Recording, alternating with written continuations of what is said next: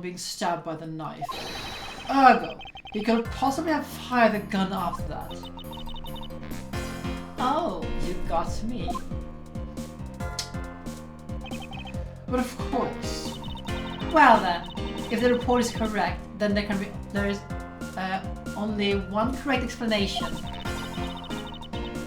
If we suppose that Mr. Real attacked first, then Mr. Faraday, who died instantaneously, would have been unable to kill Mr. Rel. Therefore, Mr. Rel must have stabbed Faraday after he was shot. Then, they both died. That is the only explanation that makes logical sense. Negating your opponent's ideas in order to prove your own theory. I see you've been studying, Francisco.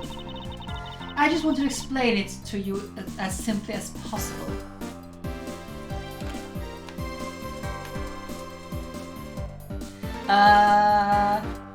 I just didn't read it right until now, why not? But if you are that masochistic for punishment, like, the chat knows what to do in response.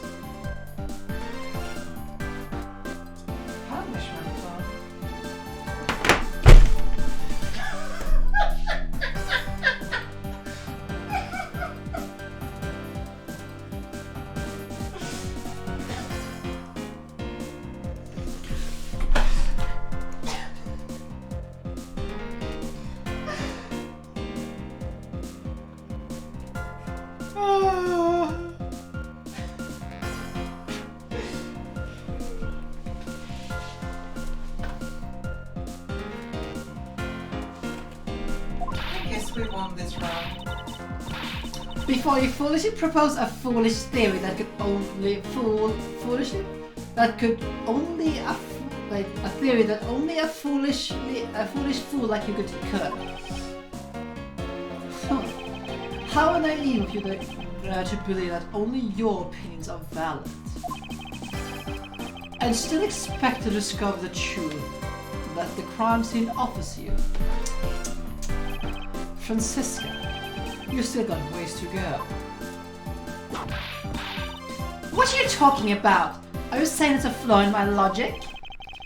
Mr. Faraday died instantly, and the fact that he did gives rise to a contradiction in this scene.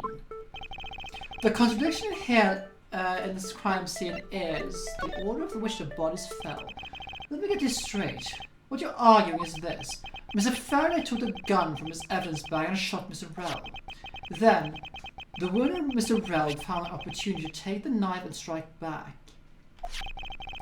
Upon being stabbed, Mr. Faraday died on the spot, and Mr. Rel died thereafter.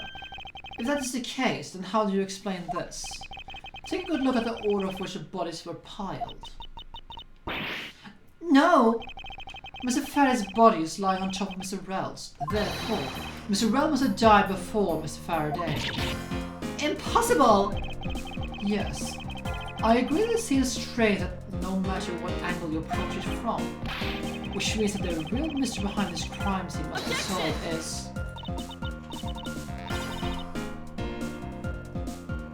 No, not so fast, Miles Edgworth. No. I simply think that you ought to think a bit more outside the box. And that is even clearer.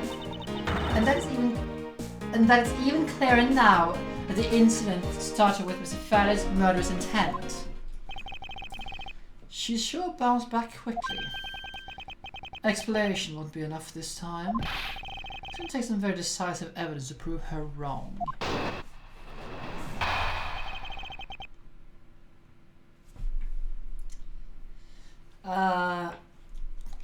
Oh gods, what is it with my chat? This is just this is so unnecessary. It was just chance that Mr. Faraday's body fell on top of Mr. Rel's. The two bodies fell into a pile, which indicates that they attacked each other at the same time. It doesn't really matter the slightest that they fell in the opposite order. Just know that Mr. Francisco's explanation isn't absolutely correct. All I have to do is find a hole in her logic. Once I do, I can then present her with the evidence that proves the contradiction. Okay, I definitely need myself a new headpiece because this one here is barely working. I have no idea if like anything is going on, and it's kind of annoying. I don't even know if it's the headset. It should be the headset, but still. Yeah, that is just dead here.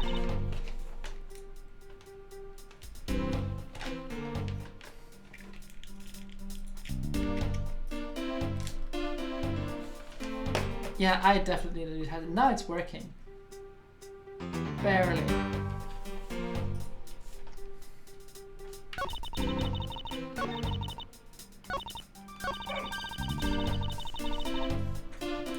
This makes no sense. What do you mean by they attacked each other at the same time?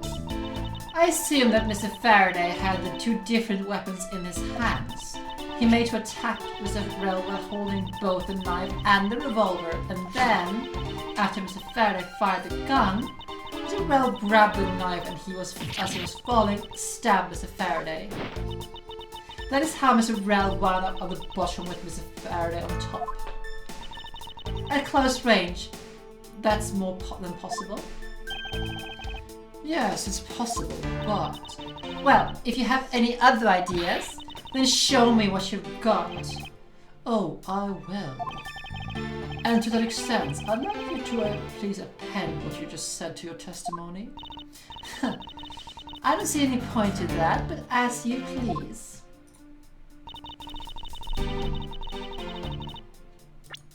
Close range, no. Objection!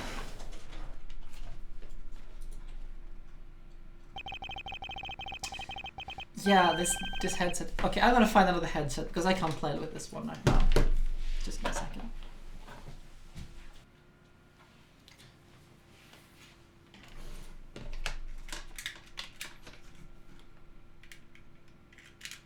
It's a little bit unfortunate that I have to do this because, well, it's about time because this headset is about 10 years old now. Holy shit, this headset is over 10 years old.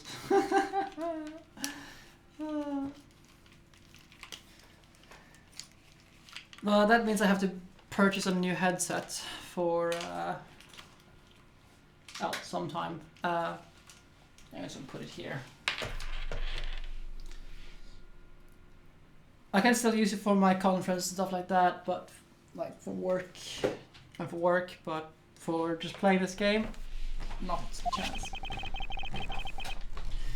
Just as it's written in the crime scene notes, the firing of the handgun did not leave any gunpowder burns on Mr. Rail's clothes. Therefore, Mr. Rail and the gun must have been separated by a distance of at least 2 or 3 yards. Ah! Yes, this is by far the biggest contradiction. The two bodies are piled up on each other, yet the gun was fired from a distance. With there being no chance that Mr. Rel moved that far from being shot, that leaves only one possible explanation. What? A completely foolish line of foolish thought for a thoroughly foolish fool. If I'm not right, then who was it that made the first move to kill, huh? Who? The person that attacked first with most intent? Well, that would be neither man. Here in this room, contradictions appear no matter which man we claim attacked first. Thus, there could only be one explanation. There was a third person in here. It was that third person who killed both Mr. Faraday and Mr. Rel, and set their bodies up to make it look like a double murder. That third person is the real culprit. Miles Edgworth, there's just one thing you're missing. Evidence, correct? Exactly. Everything you said up until now is nothing but a story played out in your head. However, this is where the real test begins. Can you prove that there was a third person involved in this crime? Of course. If a third person was truly here, that fact could resolve a glaring contradiction. The proof that this is all set up, made look like they killed each other, I'll present it. Let it bear the final piece of the puzzle that has not that's not yet in place. This piece of evidence proves there's the third person involved.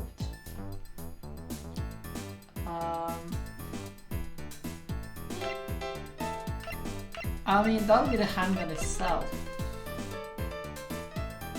Actually, that'll be the plastic bag. Take that! Where did his blood come from? The gun in Mr. Faraday's hand and a plastic bag with his blood on it. These two items point to the presence of a third person. How so? Recall Detective Gumshoe's testimony.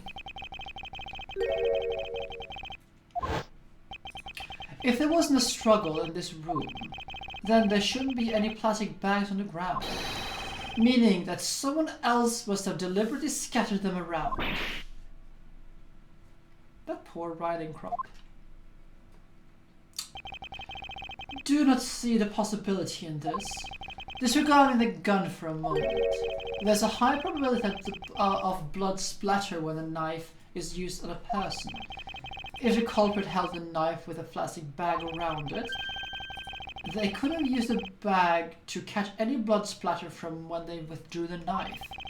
Then, by spreading a few more plastic bags around and mixing the bloody one in with them, and arranging the room to make it look like there was a struggle between the two, they were able to conceal their presence.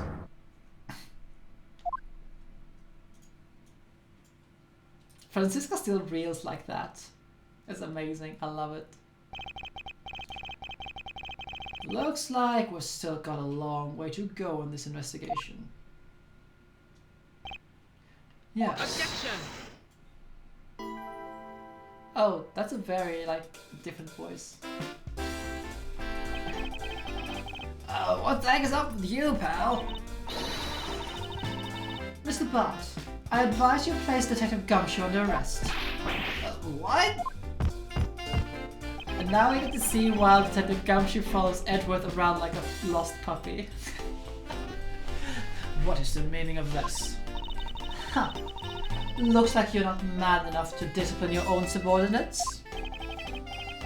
Don't you dare. That detective claims he was there, standing in front of the door the entire time. But I have got on good authority that that was a giant lie.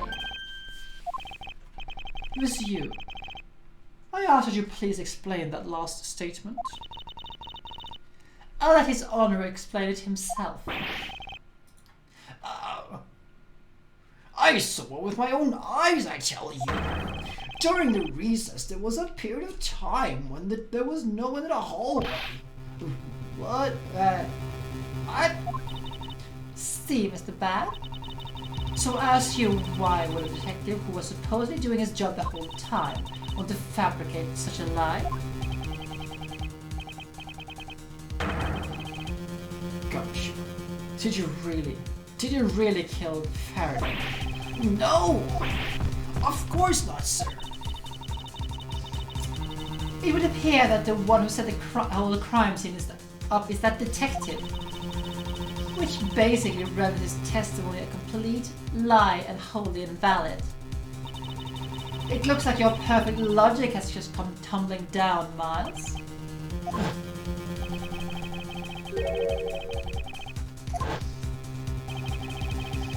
Was that statement really a lie?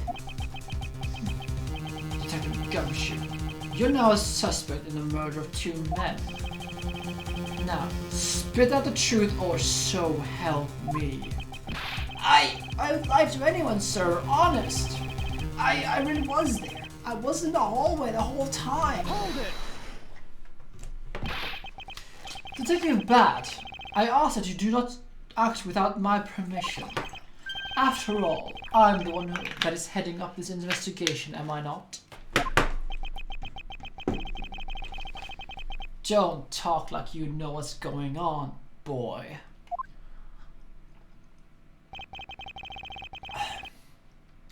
All I want is for this investigation to run perfectly. Perfection is the only wish of a disciple of Karma, after all.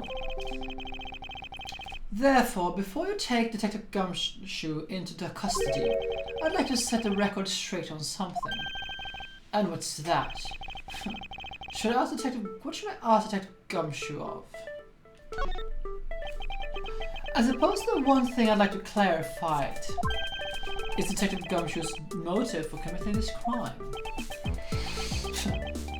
Motive, huh? Gumshoe, you got a grudge against Faraday or something? No, sir, not me. Not a single bad thing against Mr. Faraday, sir. Is that a fact? Objection! You really have a problem with lying, don't you, Detective Gumshoe? I'm telling you, I am not lying. The more natural you act, the more suspicious you become, you know. If you want to know it, Mr. Edgeworth, I have one for you right here. Could you please share it with us? However, be forewarned that I won't hesitate to object to flights of fancy, because all I'm interested in is a perfect explanation. You're serious, aren't you? Fine. You amuse me, so I'll humor you with a little culture and practice.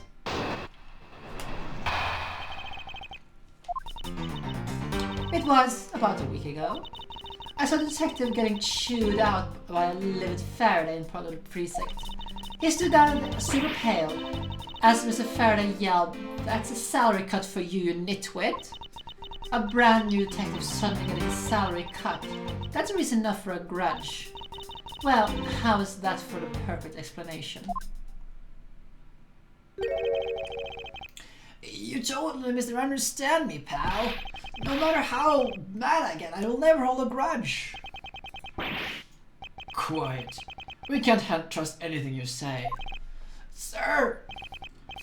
There's nothing wrong with the motive you propose per se. But there are some gaps in the logic that needs to be filled in. Let's use perfect explanation. It may not be so perfect after all. Everyone uses Dick Gumshoe's salary as a punching bag.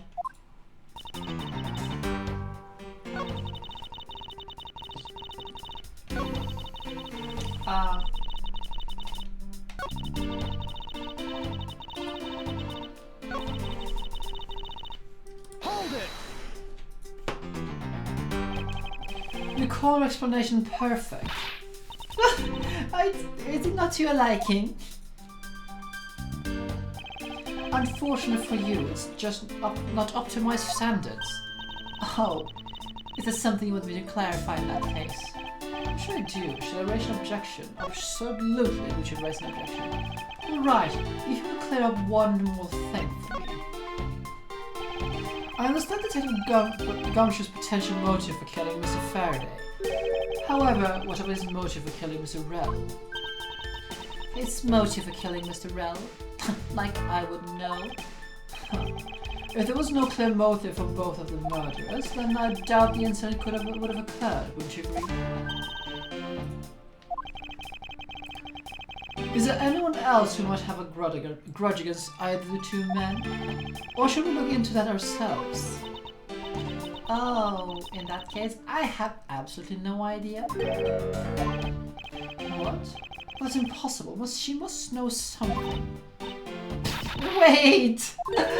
Can you please glare at me like that? It makes me laugh. I can't even do anything and you're already laughing away. Well, anyway, the way I see it, as long as he had a motive to kill one of the two, this crime would have played out the way it did anyway. Oh, would you care to explain your logic? And this time, please, try to provide it with a truly perfect explanation. Perfect this, perfect that. Stop being so uptight, or this is a prerequisite for trait for being up on karma. Miles Edgworth, I demand you shut this rude woman up. I wish you'd both be quiet for just 1 second. Oh well. I guess I'll just have to explain to you kids. You're 2 years older than Edgeworth. You're not one to talk, you. There's no one out there with a motive to kill both Faraday and Mr. Rell. all you really have to do is establish that someone had a grudge against one of the two men. Mr. Well, who happened to be there, became a witness to Faraday's murder. Therefore, he was killed out of necessity to set up like they killed each other.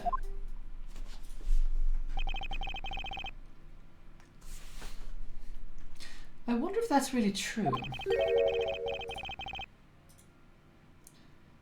Is there no one out there with a grudge against both men?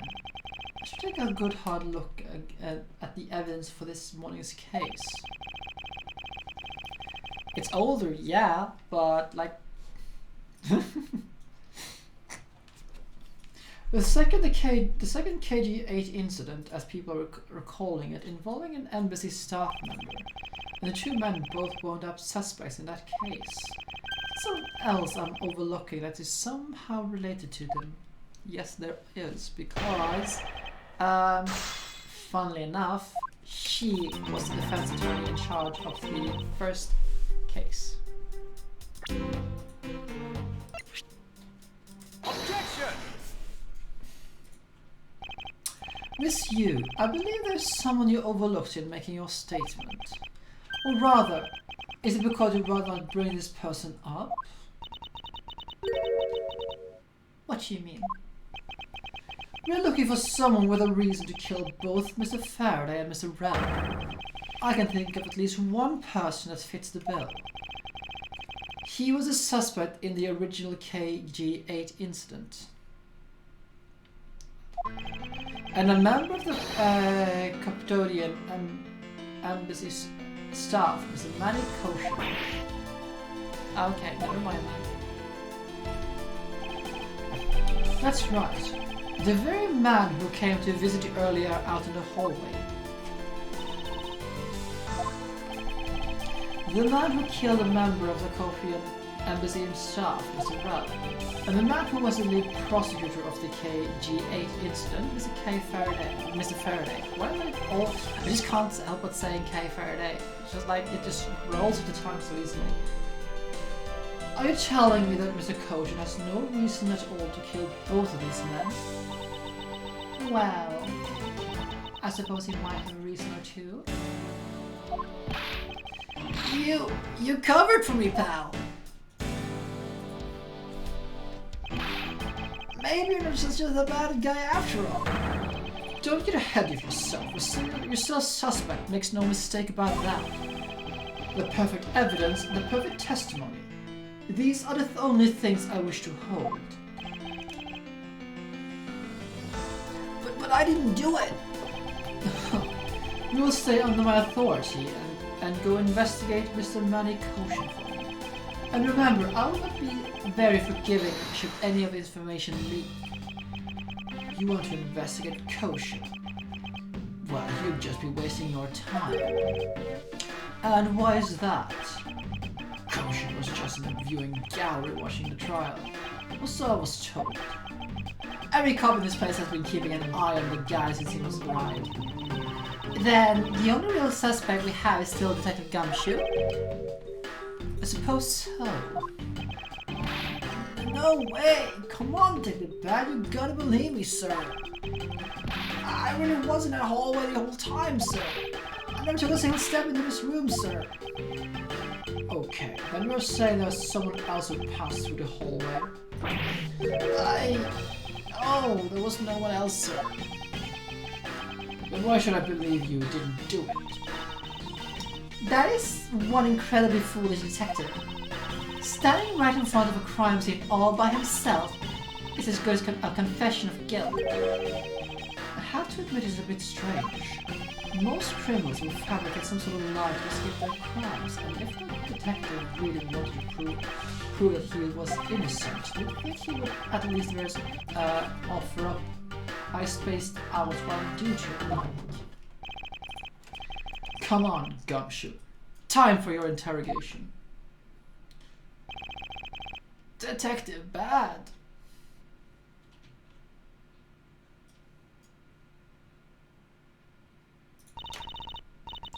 Miles Edgworth, I will go ahead and report this to Papa. And that they say is that, right everyone?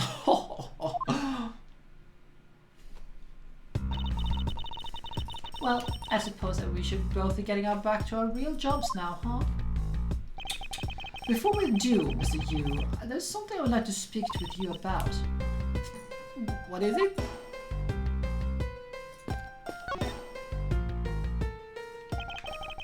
You have set these two men up and make it look like they killed each other. If there's one thing I cannot forgive, it's the desecration of the dead. Ah. So, what did you want to ask me about? The court case of the murdered Kofi and Mercy staff member. I've heard of that people have been calling the second KG8 incident. Only among your law enforcement types. And what about it? I'd like for you to tell me everything you know about the original KG8 incident. I'm afraid I can't help you. I don't know anything beyond what was reported in the papers. No, I believe you know much more, since you are directly tied to the KG8 incident. I'd appreciate it if you stop with the false accusations. Basic outbursts are useless, both inside and outside the courtroom. I do, but I also do know that I have a leg to stand on here. You think you can stop making ultra serious faces in front of me? If you could please stop laughing for just 1 second. Ow. It's not like I'm making any headway like this. I'm just gonna have to show her exactly how related to the KG8 incident she is. Miss Yu, I believe I have proof of your connection to the KG8 incident. That file is your proof? Very well then. Why don't you tell me exactly how I'm related to the KG8 incident? Because, the victim. Your connection to the KG8 incident is through the victim. The victim's name is Yu. You will notice she had the same last name as you. Can you really tell me with a straight face that you are not related to this case?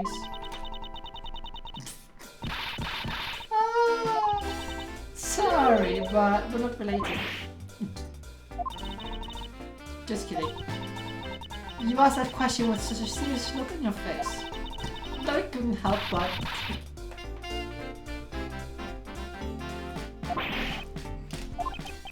Miss Yu, I asked you please tell me the truth. Alright, I'll tell you everything I know. As you guessed, the one who reported the smuggling activities of the Amago group was my sister, Yu. She sees you.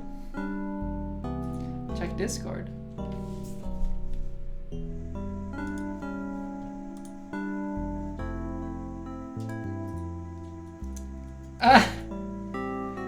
No. Oh my god, I look awful in that picture. I look like I'm high on something.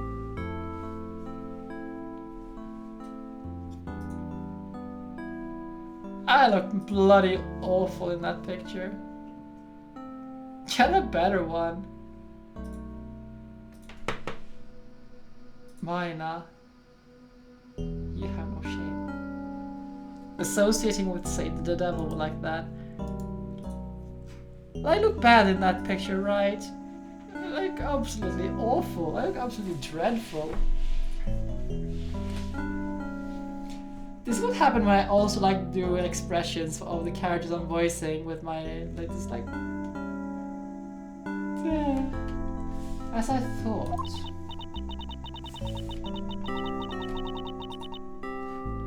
And she was killed right before she was able to testify at the impending trial by Manny Koshin. But because he was tried once and was acquitted, he gets to live the rest of his cushy life completely carefree.